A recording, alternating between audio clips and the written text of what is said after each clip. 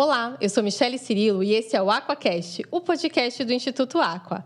Aqui vamos falar sobre saúde e sobre as melhores estratégias de quem faz ela chegar até você. E o nosso convidado de hoje é o Dr. Edilson Medeiros. Ele é diretor do Hospital Estadual de Alta Complexidade, Dr. Carlos Macieira, em São Luís, no Maranhão. Tudo bem, doutor? Tudo bem. Bom dia, Michele. Um prazer estar aqui com vocês. Deixa eu me apresentar um pouco para que vocês possam saber as minhas origens. Sou natural do Maranhão, porém graduado em Medicina pela Universidade Federal de Pernambuco. Sou pós-graduando em Terapia Intensiva pelo Hospital Israelita Albert Einstein. Também tenho mestrado em Excelência Operacional e também tenho um Lean Six Sigma fornecido pelo Hospital Israelita Albert Einstein em termos de gestão hospitalar. Nossa, com o currículo desse, doutor, conta pra gente. Já são 7 anos com o Instituto Aqua, certo? Conta pra gente como é que começou essa história com o Instituto. Bom, a nossa história com o Instituto já são mais de 7 anos. 7 anos a gente está à frente do Hospital Dr. Carlos Macieira. A gente começou lá atrás em um hospital no interior do Maranhão, que era o Hospital Macro-Regional Dr. Jackson Lago, que funcionava na cidade de Pinheiro. E aí a gente foi convidado pela direção do Instituto Aqua a assumir a gestão dessa unidade, que era uma gestão temerária que tinha, assim logo que o Aqua assumiu. E aí nós assumimos essa gestão, passamos 1 ano e meio à frente do Hospital da Baixada Maranhense, e na sequência a gente foi convidado para assumir a gestão do Hospital de Alta Complexidade da rede estadual, Dr. Carlos Macieira, na cidade de São Luís do Maranhão. Certo. E esse hospital, doutor, ele é referência em uma série de atendimentos. Mas hoje a gente vai falar um pouco sobre o transplante e a captação de órgãos, né? Então, vamos começar mostrando para o pessoal um panorama de alguns dados, né, a nível nacional, né, de como que é a situação de transplantes no Brasil. Então, a gente tem aqui, né, por faixa etária, tem por a quantidade de estados, né, o ranking, né, de estados em números absolutos, como o doutor reforçou, e os tipos, né, de transplantes que são realizados, né? Bom, num panorama nacional, o Brasil ele tem hoje aproximadamente 49 mil pessoas aguardando para serem transplantadas. O órgão que nós mais transplantamos é o rim, seguido do fígado, coração, pâncreas, pulmão e multivisceral. Então, esses transplantes, a nível nacional, eles carecem de uma efetividade, de um trabalho maior para que a gente possa buscar doadores. E esse processo de captação, ele é um processo que precisa ser controlado pelo Estado, para que a gente tenha um órgão que seja efetivo no momento do seu implante. Então, o processo de captação é um momento que você chega para uma família que está em um momento de perda de um ente querido, bem delicado, para que você possa sensibilizá-lo a ofertar esse órgão para tirar uma pessoa da fila. Então, esse é o maior desafio que a Central Nacional de Transplante, a CNT, tem, que é de conseguir aumentar a captação, aumentar a taxa de doadores efetivos e da qualidade desse órgão. Porque quando você consegue tornar essa pessoa um doador, você precisa manter aquele órgão em condições de perfusão, em condições satisfatórias para que ele seja implantado. Então, veja que não é um processo tão fácil, é um processo que exige várias etapas para serem seguidas até chegar ao momento de retirada do órgão e implante no receptor. Para que a cirurgia tenha sucesso e que, de fato, aquela pessoa que estava na fila tenha o órgão que necessitava em boas condições e que tenha uma boa aceitação no corpo também, né, doutor? Perfeitamente. Então, todo esse processo ele é um processo que ele segue um checklist desde o momento da busca por esse órgão, com sinais clínicos bem efetivos, principalmente a perfusão do órgão. Você tem o controle dos níveis pressóricos mínimos para manter aquele órgão perfundido, para que ele não tenha sinais de isquemia e ele possa ser efetivamente transplantado com sucesso. Sim, tudo isso quer dizer, pessoal, que esse órgão ele tem que estar em plenas condições, saudável ainda, para que a pessoa que vai receber ele, ela não tenha rejeição e que a cirurgia seja um sucesso, que ele cumpra a funcionalidade que ele tem, certo, doutor? Exatamente. Então, esse órgão, ele para ser implantado, ele passa por uma série de testes, série de exames e marcadores para que ele possa ser um órgão efetivo para o transplante e dar condições e segurança para que a família receba esse órgão em condições de fazer aquilo que o órgão antigo fazia.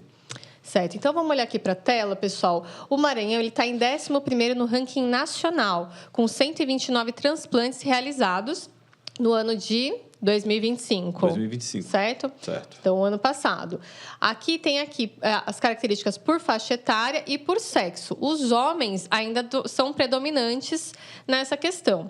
Agora, quando a gente olha a faixa etária, já é muito parecido, né, doutor? Bom, a faixa etária predominante é que vai de 50 a 64 anos, tanto no sexo masculino e no feminino.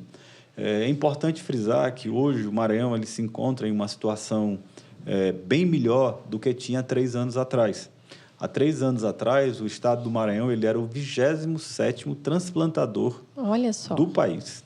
E isso foi fruto de um trabalho da Central Estadual de Transplante, do Governo do Estado do Maranhão e da Secretaria de Saúde, onde foi criado um plano que é chamado de Plano de Aceleração de Transplante.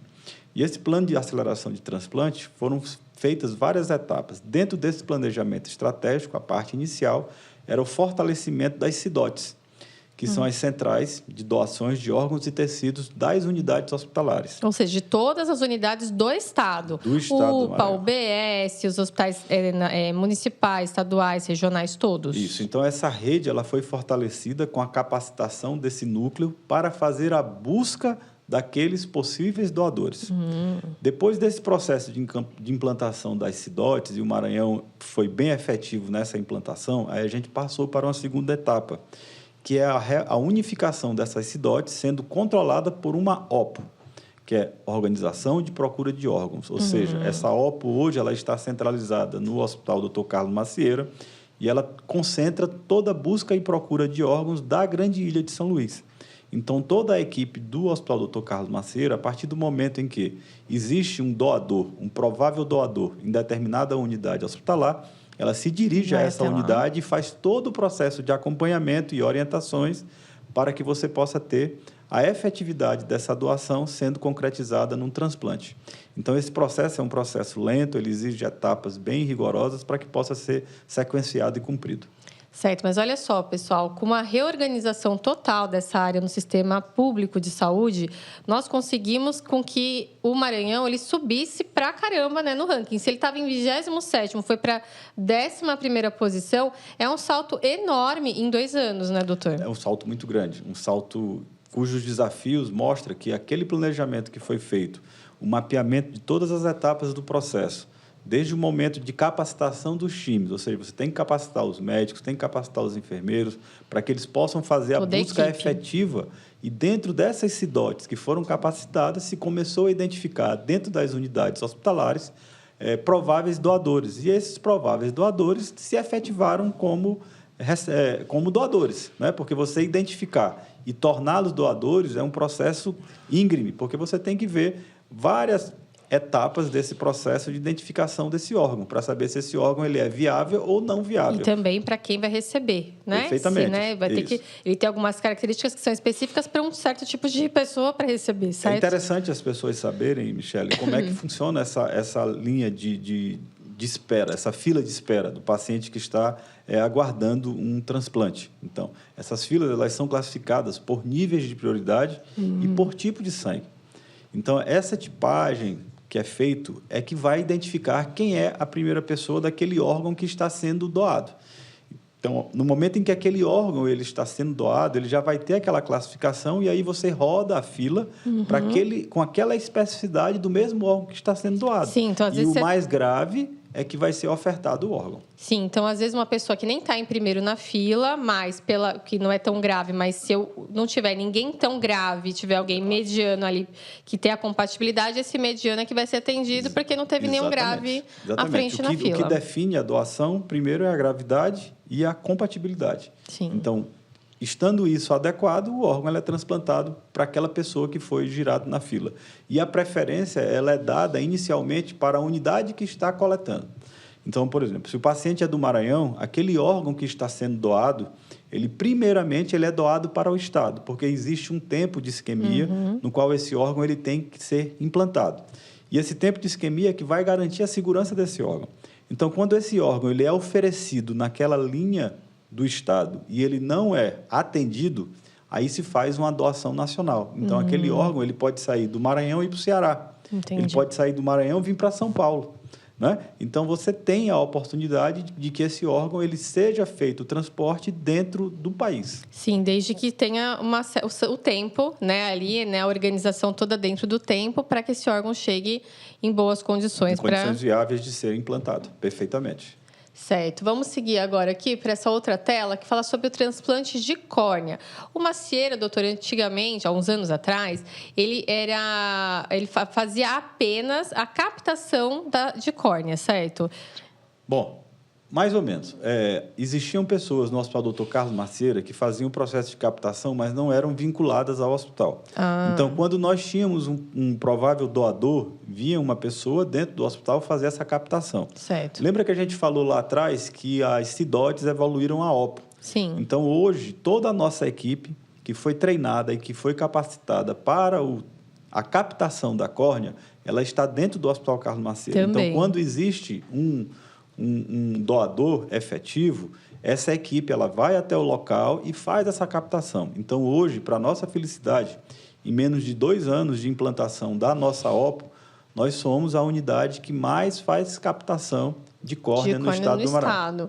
E aqui também, continua também em 11ª posição, seguindo, né, o número total, e continua também predominante a mesma faixa etária. Essa faixa etária aí, no transplante de córnea, ela já é maior, é acima de 65 anos, que já é compatível com a sua idade. É verdade, é bem maior. Então, acima de 65 anos é onde existe a maior necessidade de córnea. Então, a gente tem hoje realizado no país 17.794 transplantes de córnea e no estado do Maranhão nós fizemos 524 transplantes no ano de 2025. É um número bem alto, né, doutor? Claro, ainda não está, né, dentro das possibilidades de todos, né, receberem, mas já é um número bem mais expressivo do que era 2 anos atrás, né? Acho que é um crescimento contínuo, né? E existe essa necessidade de sensibilização da população no tocante à doação. Doutor, olhando aqui para esse quadro, a gente tem alguns números bem expressivos de aumento, né, de 2022 para 2025, que fazem parte, é claro, de toda essa reorganização e a implantação dos CIDOTs, certo? Bom, como a gente tinha falado, esse plano de aceleração do transplante, ele se dá, primeiro, o fortalecimento das CIDOTs. Então, veja que em 2022 a gente tinha 3 CIDOTs no estado do Maranhão. Em 2025 a gente passou a ter 24 CIDOTs. Olha a quantidade de unidades hospitalares que foi abrangido e treinados e capacitados para que a gente pudesse ter as notificações. Então, uma coisa é consequência da outra. Sim. No momento em que a gente aumentou as CIDOTs, a gente aumentou o número de captações e aumentou o número de doadores efetivos. E, efetivamente, você vai ter como resultado um aumento do número de transplantes, que a gente sai de 27 para 128. 374% dos transplantes efetivados no estado do Maranhão, o que fez com que o estado saísse da última posição para a 11ª posição em termos de doação de órgãos e tecidos e de implante. Sim, é um número extremamente alto, né, doutor? Doutor, e olhando agora essa tela, a gente tem, né, a quantidade de fila de espera, né, também, que é muito importante a gente falar sobre isso, né, que apesar desse boom todo que teve, né, no estado do Maranhão, a gente ainda tem um número bem expressivo de fila de espera. Bom, esses dados que aparecem aí, Michele, eles são dados referentes a dezembro de 2025, não é o ano de 2025. Né? Ah, tá. Então, no mês de 2025, apenas para você fazer uma fotografia nesse mês, foram realizados 54 transplantes de córnea, 4 transplantes de rins, 1 de fígado e nenhum de coração. Tá? Ao mesmo tempo, você observa ali que no ano de 2025 foram 525 transplantes de córnea, 95 transplantes de rins, 32 transplantes de fígado e 1 de coração. E o que acontece? A fila de espera que diminui é a fila de espera de córnea, graças a Deus. Por quê? Porque nós conseguimos, através das OPOS, fazer uma captação maior de córnea e diminuir o tempo. Olha bem nesses indicadores estratégicos que nós temos, que é o tempo médio de fila para o paciente de córnea. Em 2022, ele permanecia 48 meses aguardando um transplante.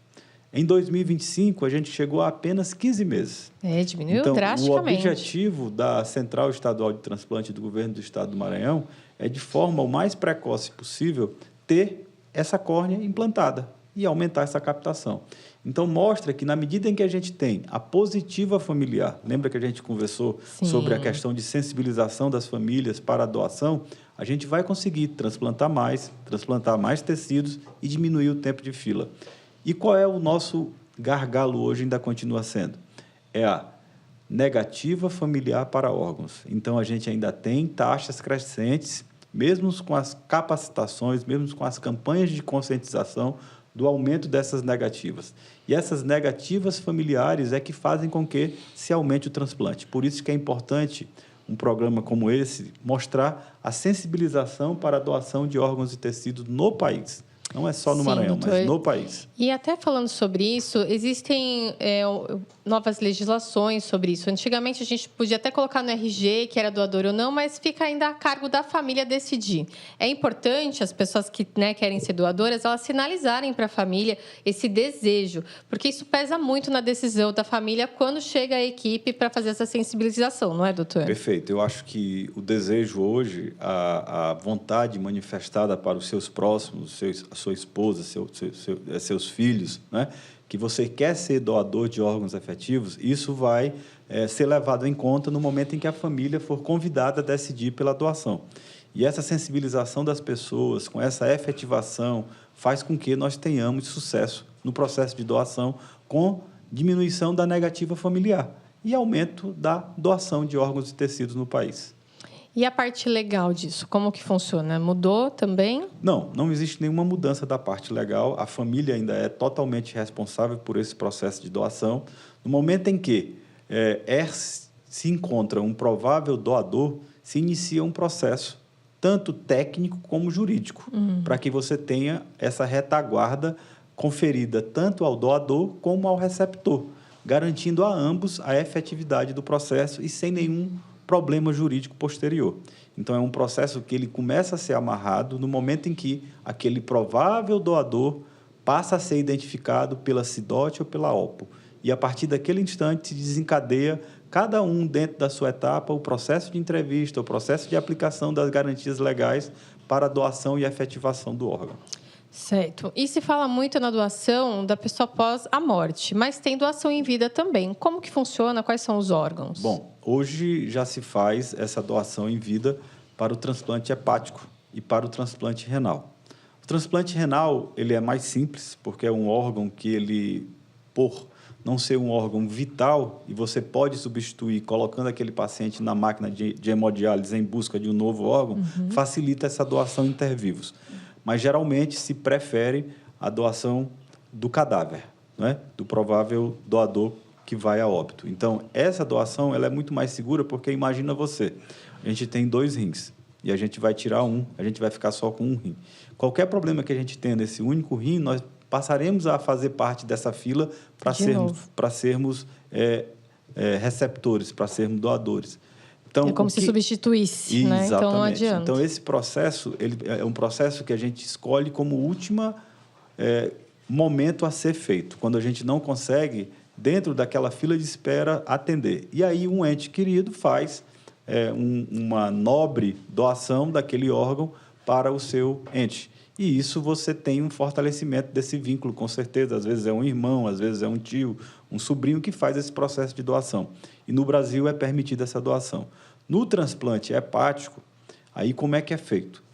Você retira um pedaço do fígado do doador que está vivo. Sim. E esse pedaço do fígado ele vai ser implantado no receptor, que também é um parente consanguíneo com todos aqueles processos de histocompatibilidade já testados. Sim. E aí você tem essa implantação desse pedaço de fígado no receptor.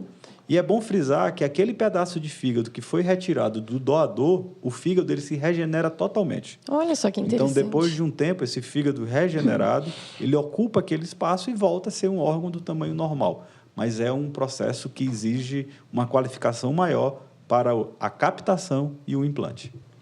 Doutor, eu queria que você explicasse um pouco como que é essa parte da sensibilização quando a pessoa está demonstrando uma morte encefálica, né? Como é que é feito esse trabalho? Bom, então, e o que é essa morte encefálica? Bom, então o processo de identificação de prováveis doadores em morte encefálica ele começa com testes clínicos, né? São testes Inclusive, um dos testes é o reflexo da tosse.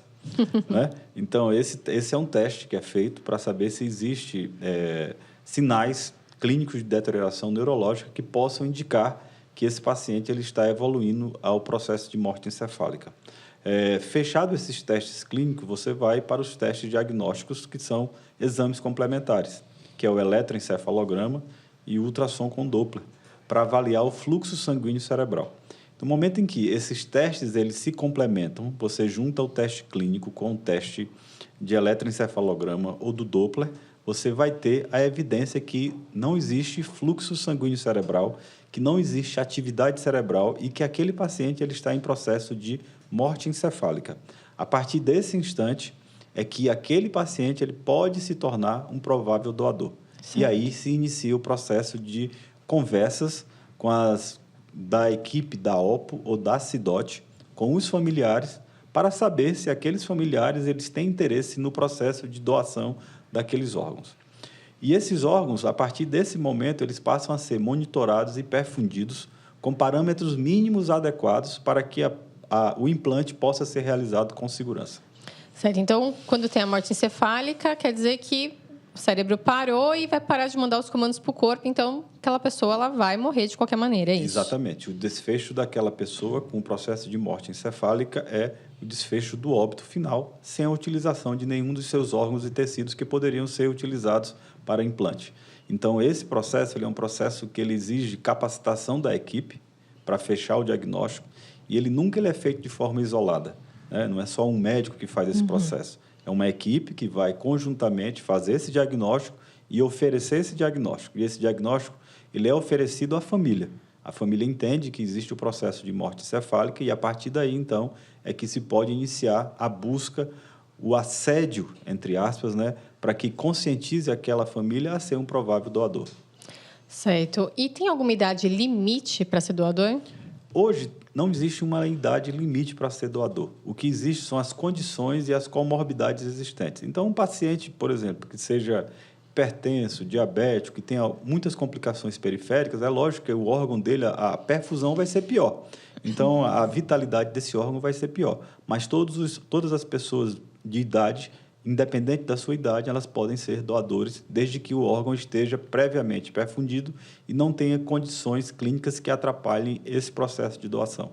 Então, pessoas que têm problema tiveram algum tipo de câncer ou alguma doença já pré-existente... Esses não podem ser efetivos por conta de você ter ali células sanguíneas que podem ter metástases e que vão para outros órgãos e tecidos, e aí você não indica fazer a transfusão.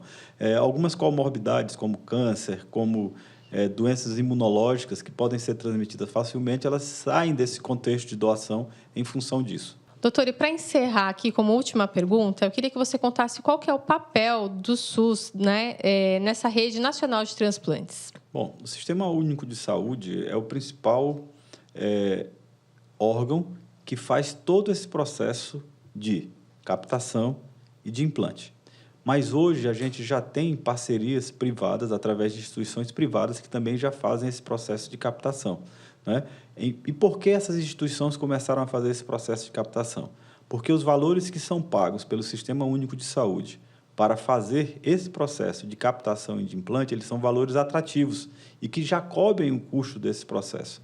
Então, muitas vezes, as unidades privadas se interessam nesse processo e começam a montar a equipe para fazer essas captações e implantes. Mas o Sistema Único de Saúde, hoje, ele ainda responde por mais de 80% das captações e implantes de órgãos e tecidos no Brasil.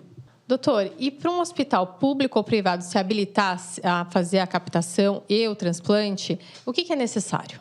Bom, primeira coisa, existe a CNT, que é a Central Nacional de Transplante, que coordena todos esses processos de habilitações de unidades públicas ou privadas para serem implantadoras e captadoras. Então, esses hospitais eles vão fazer um checklist, apresentar as equipes, e essas equipes têm que ter as qualificações mínimas para participar do processo. Por exemplo, eu tenho que ter um anestesista específico voltado para aquele procedimento e que ele seja capacitado em transplante. Eu não posso ter um anestesista somente geral, eu tenho que ter um anestesista capacitado e com treinamento em transplante. Eu tenho que ter um cirurgião do aparelho digestivo para fazer o transplante hepático capacitado em transplante. Então, toda essa avaliação é feita pela Central Nacional de Transplante, que aí irá à unidade hospitalar também fazer uma avaliação, saber se aquela unidade hospitalar dispõe de serviços mínimos para oferecer em situações de atendimento emergencial e de complicações ao paciente transplantado. Após esse checklist ser concluído, a CNT emite um parecer e dá a habilitação à unidade ser captadora e transplantadora. Então, por exemplo, a nossa portaria de habilitação do Ministério da Saúde, da CNT, ela foi conferida em dezembro de 2025. Dezembro de 2024, perdão. E, a partir dali, é que nós começamos a fazer a inserção de pacientes em filas cirúrgicas. Então, você vê que é um processo muito seguro, no qual apenas aquelas pessoas que estão habilitadas naquelas portarias é que podem fazer o processo. E você pode, gradativamente, vir a inserir outras pessoas, outros profissionais que não foram inseridos. Mas, para elas fazerem um transplante, obrigatoriamente, todos têm que estar habilitados pela CNT. Tá certo. Bom, estamos chegando ao fim e, como o doutor explicou em alguns momentos, o Maranhão ele é um case de sucesso nacional. Ele aumentou drasticamente o número de captações de transplantes no estado nos últimos 2 anos e, com isso, a gente diminuiu um pouco a fila de espera. Mas ainda, como o doutor também reforçou, o principal gargalo para diminuir ainda mais essa fila ou equalizar é ainda as famílias, né, doutor? Eu acho que, Michele, podcasts como esse que mostram a possibilidade de nós cada vez mais crescermos. O Brasil, em termos absolutos, nós somos o 4º, mas em termos relativos, nós somos apenas o 30º em termos da nossa população, o que mostra que a gente tem muito espaço para crescer nessa capacitação das famílias, nessas orientações da família a se tornarem doadores efetivos nesse momento de dor extremo, mas que outras pessoas aguardam na fila e, com essa sensibilização, a gente vai dar vida a essas pessoas, porque o nosso objetivo, enquanto trabalhar com a saúde, é cuidar das pessoas. E essa possibilidade de cuidar das pessoas, a gente não pode deixar à margem do processo. Nós temos que se agarrar a essa oportunidade e trazê-la cada vez mais para próximo da gente. Sim, então conversem com seus familiares, mostrem, né, a sua intenção, caso vocês queiram serem doadores também, porque, de fato, doutora, a gente não sabe o dia de amanhã, né? Então, pode ter um acidente, pode ter alguma coisa, né, nesse meio tempo, que a gente não está querendo morrer, mas pode acontecer. Então, é importante ir sinalizando para os seus entes queridos esse desejo, para que, se acontecer, que chegue nesse momento já e que a equipe já esteja ali, né, pronta para fazer essa sensibilização e que os familiares já saibam a resposta. Porque cada minuto conta, né, doutor? Cada minuto é muito importante, porque você tem uma possibilidade de implantar cada vez mais precocemente um órgão que está em processo de sofrimento em um corpo que, entre aspas, detectado o processo de morte encefálica, ele está sendo mantido vivo à custa de algumas drogas. Tá certo. Então, doutor, muito obrigada, viu, pela sua participação. Vamos para as considerações finais. Então, você pode fazer os seus agradecimentos também. Bom, eu queria agradecer primeiro ao Instituto Aqua pela oportunidade de estar aqui participando deste momento. Agradecer a você, Michele, pelas perguntas e considerações. E agradecer também a toda a equipe da Retaguarda que está aqui gravando esse podcast. Meu muito obrigado a todos. O Aquacast está disponível no site do Instituto Aqua, no YouTube ou na sua plataforma de áudio preferida. Eu sou Michele Cirilo. Até o próximo episódio.